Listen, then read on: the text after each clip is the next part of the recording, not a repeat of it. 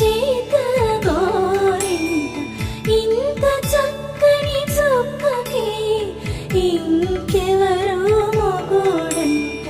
రామ చక్కని సీతకి